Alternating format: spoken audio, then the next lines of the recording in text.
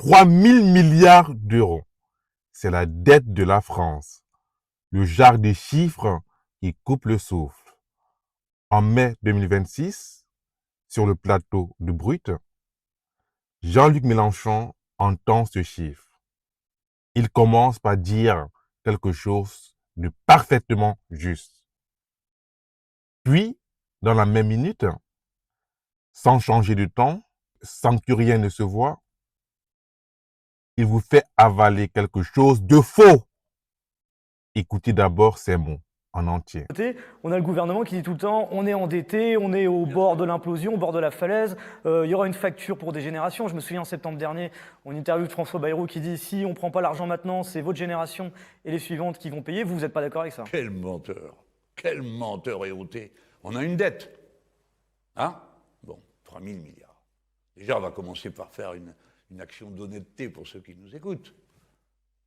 On dit 3 000 milliards et on le rapporte à la production d'une année. D'accord?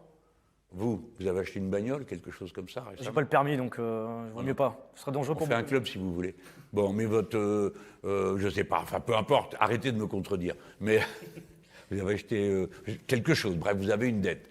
Quand on vous calcule votre dette, on la regarde pas par rapport à une année de salaire. Si vous achetez votre maison, si on vous rapportait ce que vous devez payer pour votre maison une année de salaire, on appelle le SAMU tout de suite. Oui. Vous faites une crise C'est réparti cardiaque. sur 20, 15, Vous 25. voilà. Et bien la dette de l'État, c'est pareil. On la répartit sur le temps que dure la dette. 8 ans. Donc si réparti sur 8 ans, ça fait 12 ou 13% du PIB d'une année. C'est rien. Vous aimeriez n'avoir que 13% de votre revenu endetté quand vous avez acheté une maison. Donc tout ça, pipeau. Vous l'avez entendu, commencer juste et finir faux. C'est ça le piège. Ah, vous n'avez pas vu ce qui sonne faux? Un peu de patience. C'est vrai que c'est subtil. Pas un gros mensonge qu'on repère à 10 mètres. Ici, on observe un raisonnement très fluide, si bien emboîté, qu'on oublie de vérifier l'endroit précis où il a déraillé. Pendant près de 2 heures, cet homme construit une vision du monde d'une cohérence remarquable. Et la cohérence, vous allez le voir, n'est pas une preuve. Pour ceux qui ne le savent pas encore, sur cette chaîne, on traque les raisonnements faux et on les démonte. On ne se contente pas de les nommer. On les confronte, on teste les idées et on donne les contre-arguments pour ne pas subir un discours politique. Ici, on va utiliser des sophismes, qui n'est pas une opinion qui déplaît. C'est juste une ficelle logique qui fait passer pour prouver ce qui ne l'est pas. Schopenhauer en a fait un livre entier dessus. L'art d'avoir toujours raison. L'art de l'emporter dans une discussion indépendamment du vrai. Par la seule mécanique du discours.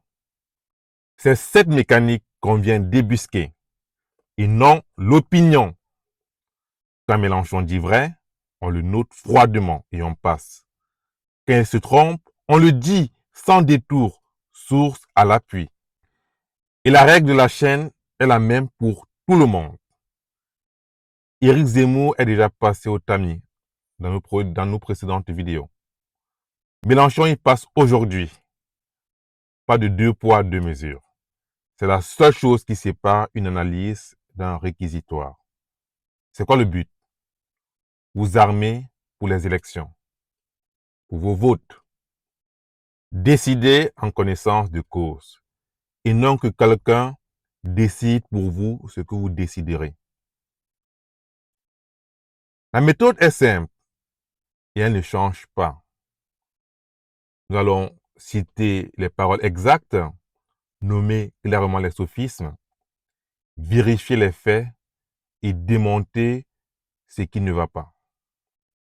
On y ajoutera parfois un test utile, comme le retournement du raisonnement, c'est-à-dire lorsqu'on applique une règle contre son adversaire, cette règle doit être aussi appliquée à nous.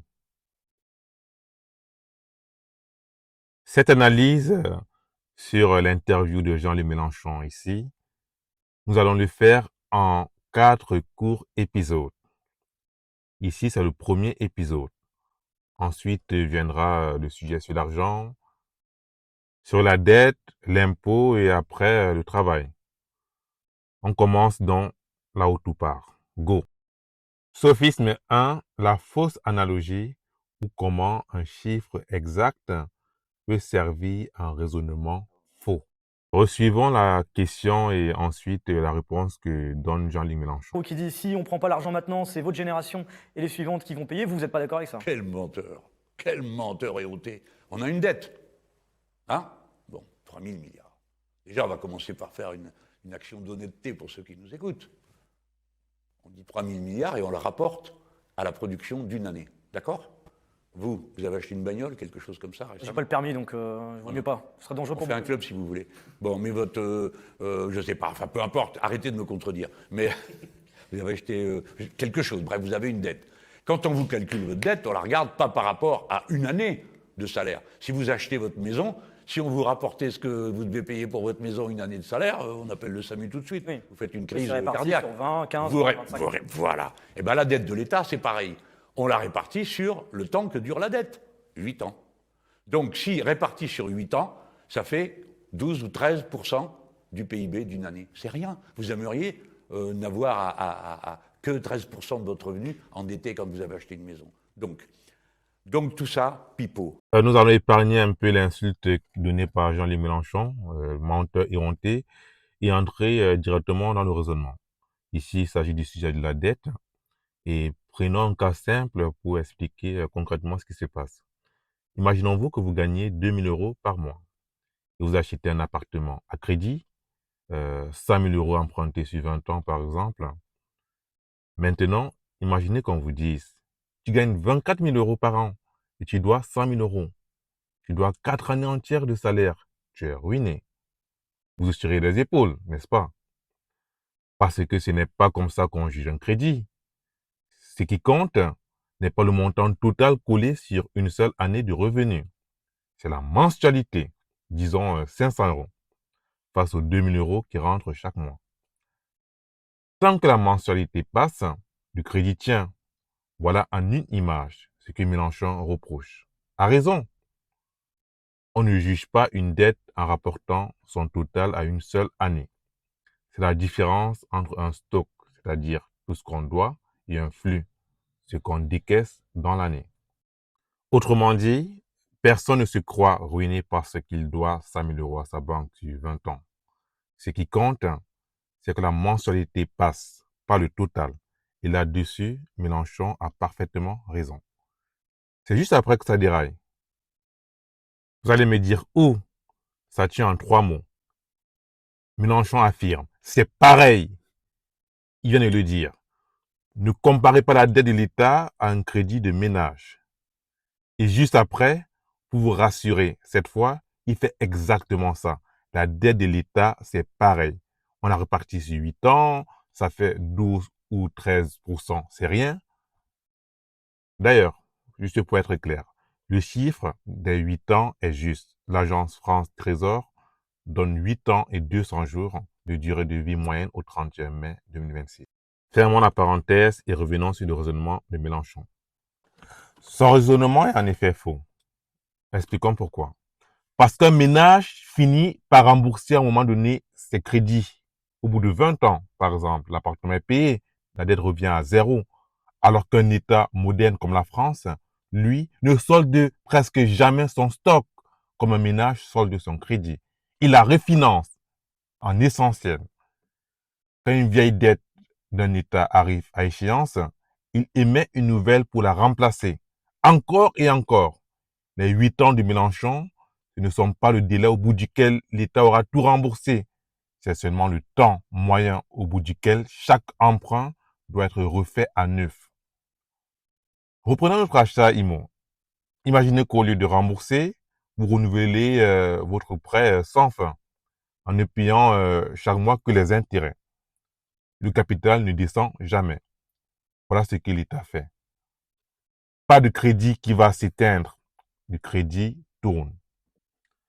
Et quand on parle de dette, on entend le mot crédit, bien évidemment, qui vient du latin credere, qui veut dire croire. L'État emprunte tant que ses créanciers croient qu'il pourra rembourser. Et ces créanciers sont connus, hein, ce sont des fonds d'assurance vie, comme AXA, CNP, Crédit Agricole. Ce sont des grandes banques, BNP, Société Générale.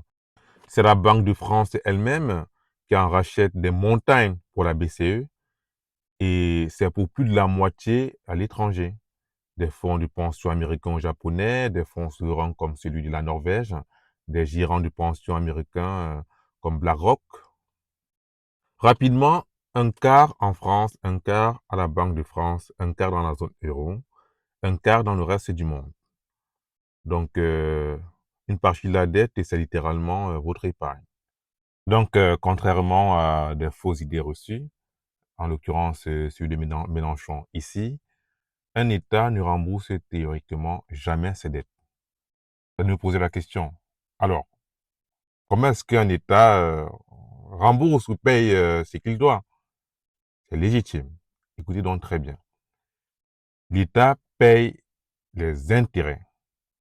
C'est des intérêts qui permettent de faire tourner la dette.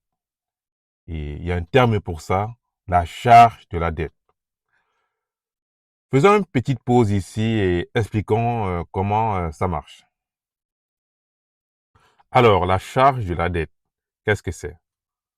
En un seul mot, ce sont les intérêts. Comme sur un crédit, l'État ne paye que ce qu'il emprunte. Il paye chaque année des intérêts, juste pour avoir le droit de continuer. Et en France, c'est combien les intérêts? Environ 60 milliards d'euros par an. Ce chiffre ne vous parle pas? Voici de quoi le rendre concret. Cela représente un peu plus du budget annuel de la défense, qui, elle, est d'environ 50 milliards d'euros. Et sachez que ces intérêts peuvent grimper. Dans le cas de la France, elle a grimpé, ou elle va grimper de 18 milliards d'ici 2 ans. Et c'est ça le problème, et non les 3 000 milliards brandis pour effrayer le peuple. Et non le c'est rien de Mélenchon, lâché pour endormir les gens. Entre les deux, il y a un pays qui dépense pour ses créanciers, plus que sa propre défense, avec un taux d'intérêt qui continue d'augmenter. Voilà le problème. Je vous invite encore à faire une deuxième pause avec moi, parce que cette notion de dette est très mal comprise par les gens et les médias sont les champions pour manipuler dessus concernant la dette de 3 000 milliards, alors que ce n'est même pas du tout le sujet. On va un peu éplucher quelque chose de très important. On a parlé du taux d'intérêt qui a augmenté de 18 milliards sur 2 ans. Et la grande question qu'on pourrait tous se poser, c'est pourquoi ça monte? Pourquoi ce taux d'intérêt a augmenté? Alors, 3 choses. La Banque centrale européenne, qui fixe le loyer de l'argent, son taux de dépôt est de 2,25% jusqu'à mi-2026. Ensuite, l'inflation, qui ronge les prêteurs et les pousse à exiger davantage. Et surtout, la prime de risque. Plus un État paraît fragile, plus on lui réclame un taux élevé. Cette prime se lit dans les notes des agences. En 2025, Fitch puis S&P ont dégradé la France de A à moins à A+. Et Moody's l'a placé sous perspective négative. Pour prendre une comparaison, l'Allemagne, elle est restée à 3 ans. Résultat concret, La France emprunte à 10 ans autour de 3,65%, soit près de 0,8 points de plus que l'Allemagne. L'écart que les marchés exigent pour le risque français. Tout ce que je vous dis ici, je n'invente rien. Vous retrouvez tout en source, en description à la fin de cette vidéo, histoire de mettre juste les choses au clair. Et voilà dans le piège du roulement, d'il y a un instant, mais en chiffres. Les vieux emprunts contractés quand l'argent était quasi gratuit arrivent à échéance et sont remplacés par des neufs plus chers. Rien qu'en 2026, ce refinancement de la dette à taux plus élevé ajoute environ 4 milliards d'euros de charges par an à la France. Encore pour situer la France sans dramatiser, sa dette vaut à peu près 115% de sa richesse annuelle. Bien plus que l'Allemagne qui est environ à 63%, moins que l'Italie à 135%, et beaucoup moins que le Japon à 250%. Donc la France n'est ni en pire, ni en meilleur, mais sous surveillance. Alors, le journaliste qui a cité Bayrou dans sa question, est-ce qu'on peut alors dire que Bayrou avait raison? Parce que Bayrou, c'est vrai, il a affirmé que si on ne prend pas l'argent maintenant, c'est des générations et les suivantes de nos enfants qui paieront. La réponse honnête ne va pas faire plaisir. D'un côté, Mélenchon marque un point. La dette d'un pays, ça ne se rembourse pas comme un crédit de famille. Et les 3 000 milliards tout seul ne veut rien dire. On a vu avec le taux d'intérêt, etc. Mais de l'autre, l'inquiétude de Bayrou n'est pas inventée. Pas parce que nos enfants devront rembourser la somme empruntée.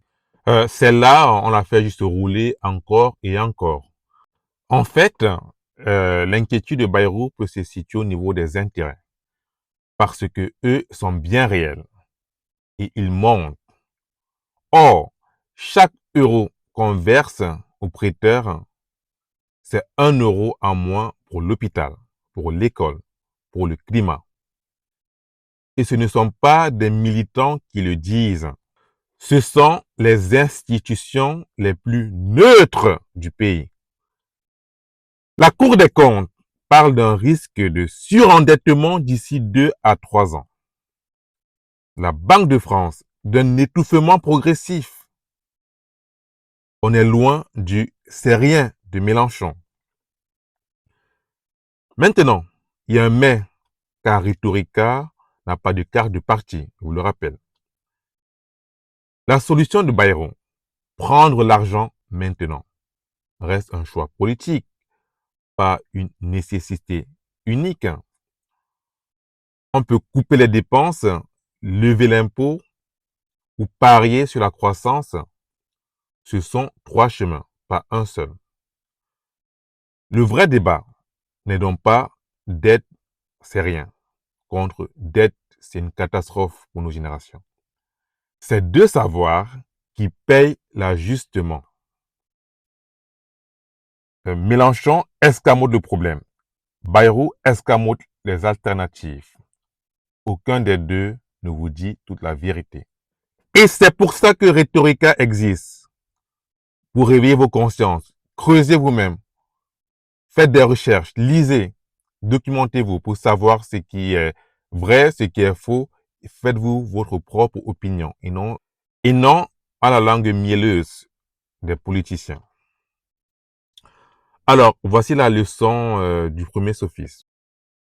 Le 3 000 milliards de l'adversaire trie une moitié du réel pour vous faire peur.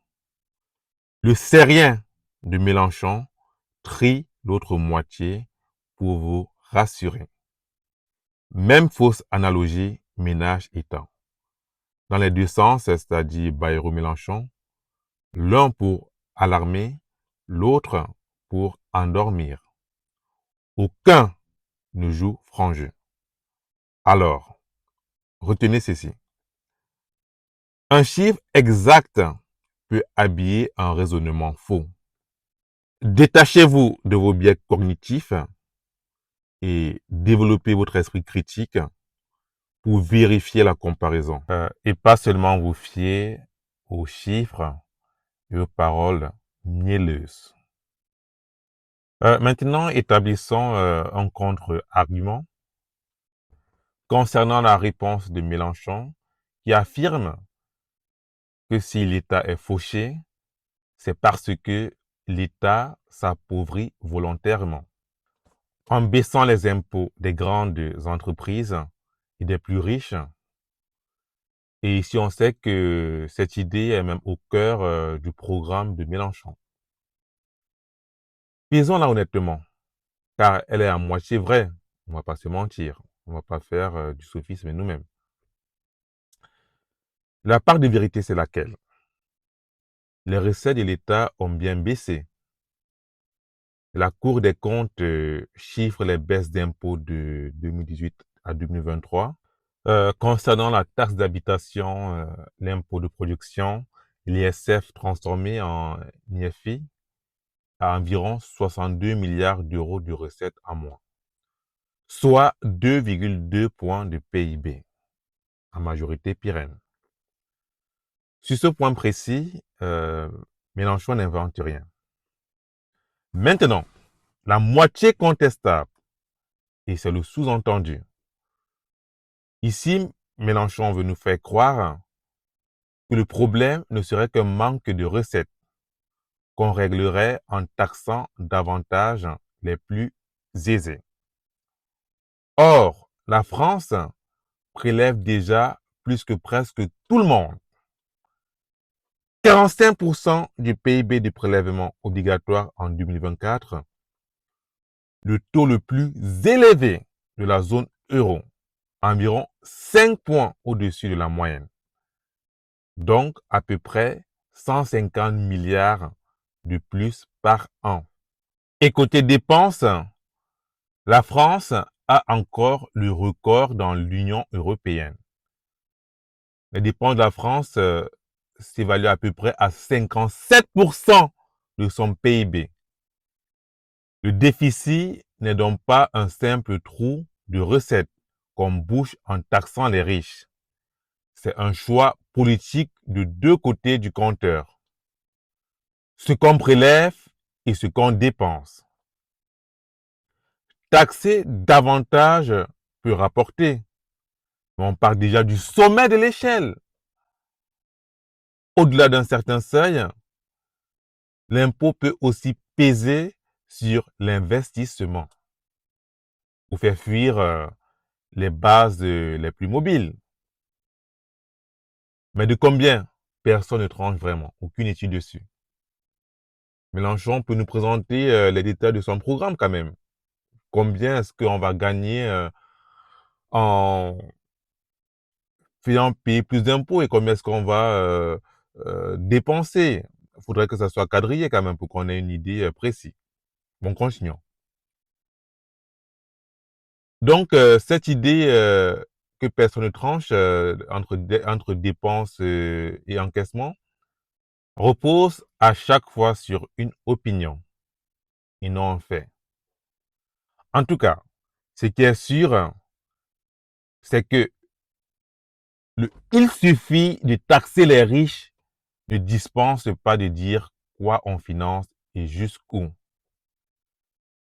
Et ce déséquilibre n'est pas une lubie de Macron. La France n'a pas voté un budget à l'équilibre depuis 1974. Depuis, il y a déficit chaque année, sans exception.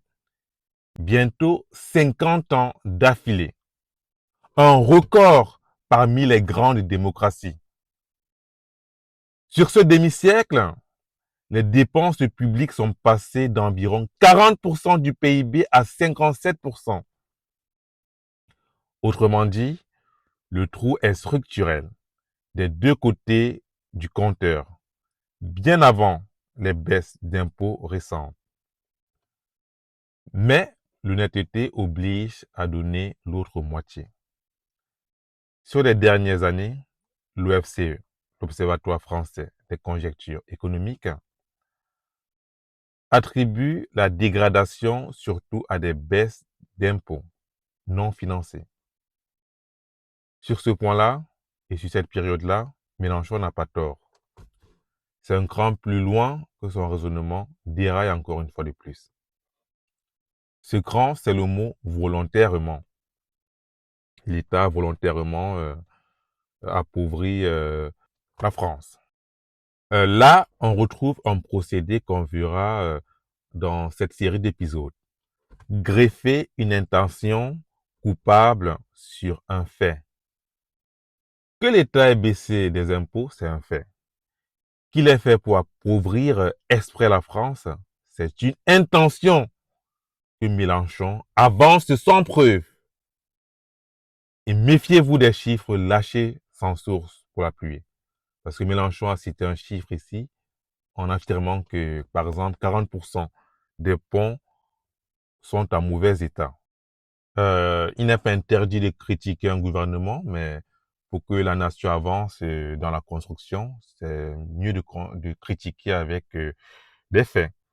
Parce que le 40% de Mélenchon, c'est exagéré. Et on sait bien qu'il fait un mauvais clin d'œil au gouvernement en place. Parce que la vérité, c'est quoi? Les vrais chiffres, sourcés par le Sénat et le CEREMA, est autour de 10 à 12% de ponts en mauvais état structurel. Et jusqu'à 18 à 20% environ pour les ponts des petites communes.